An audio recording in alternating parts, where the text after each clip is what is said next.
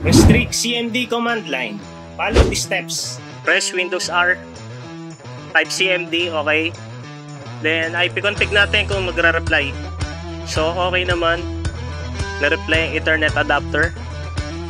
Pag naka-block na yung CMD, magpa-prompt na agad siya.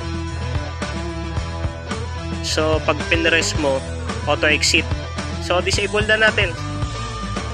Windows R. Type gpedit.mse.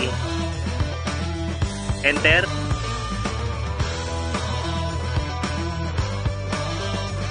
Click user configuration. Click administrative template. Then system. Then hanapin nyo lang yung prevent access to command prompt. Enable. Click apply. Then okay. Testingin natin kung magra-reply si command line. So Windows R, CMD, enter. Ayun na, nag-prompt na siya. For more tech tips and shortcuts, don't forget to like, follow, and share.